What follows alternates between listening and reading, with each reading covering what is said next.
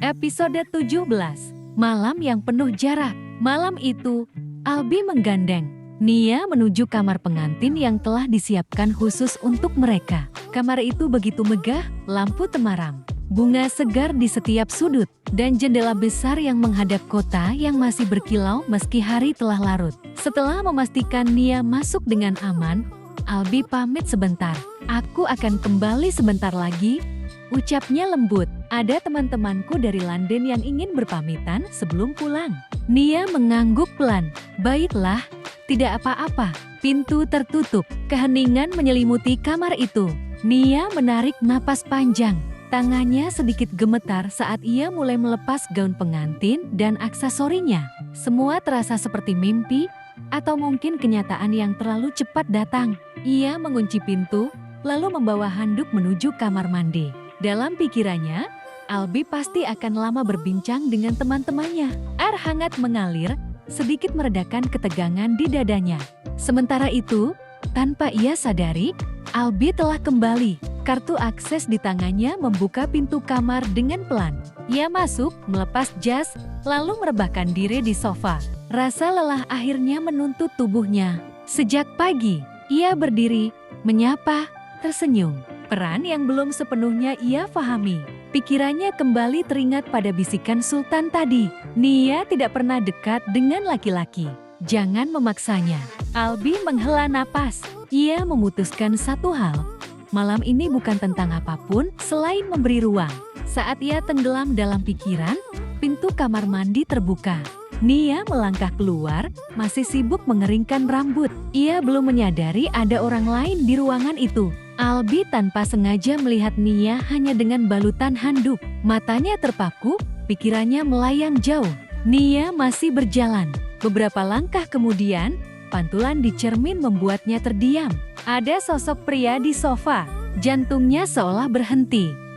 Nia tersentak dan refleks berlari ke ranjang, menarik selimut menutupi dirinya. Albi langsung bangkit panik. Maaf, aku tidak bermaksud." Ia segera membalikan badan, menghadap sandaran sofa. "Tenang, aku tidak melihat. Aku sudah berbalik." Suara Albi terdengar tegas namun menenangkan. Beberapa detik berlalu. Nia mengintip perlahan dari balik selimut. Benar, Albi membelakanginya. Ia segera mengenakan pakaian tidur dari kopernya, lalu duduk kembali di ranjang dengan napas yang masih belum teratur. "Maaf," ucap Albi kemudian, masih tidak menoleh. "Aku mengagetkanmu." "Tidak apa-apa," jawab Nia pelan, meski pipinya masih hangat. Albi lalu menuju kamar mandi. Ketika ia keluar hanya mengenakan handuk, Nia kembali menutup wajahnya dengan selimut. Refleks yang jujur dan polos. Albi tersenyum kecil, bukan meremehkan, melainkan sangat gemas pada istrinya itu. Nia bergeser hingga ujung samping ranjang. "Kamu tidak perlu begitu," katanya lembut. "Aku tidak akan berbuat apa-apa." Ia berjalan ke sisi ranjang, menjaga jarak yang sopan. "Kita satu kamar, satu ranjang. Tapi malam ini kita hanya akan tidur. Kalau kamu merasa tidak nyaman, aku bisa ambil guling dan menaruhnya di tengah." Nia terdiam sejenak, lalu mengangguk kecil. "Terima kasih." "Maaf," ucap Nia. "Jangan selalu berkata maaf, kamu tidak berbuat kesalahan apapun," ucap Albi. Nia mengangguk pelan. Albi berbaring membelakangi Nia, memberi ruang sepenuhnya. "Aku akan menunggu," ucapnya pelan. "Sampai kamu siap. Tidak ada yang perlu dipaksakan." Kata-kata itu sederhana, tenang, perlahan meredakan kecemasan Nia. Tubuhnya masih kaku, namun lelah seharian akhirnya mengambil alih ketegangannya. Ia memejamkan mata, menghadap langit-langit kamar, dan tertidur.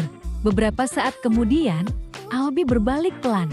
Ia memastikan Nia telah terlelap. Wajah itu terlihat damai, lembut, polos, jauh dari bayangan yang selama ini ia kira.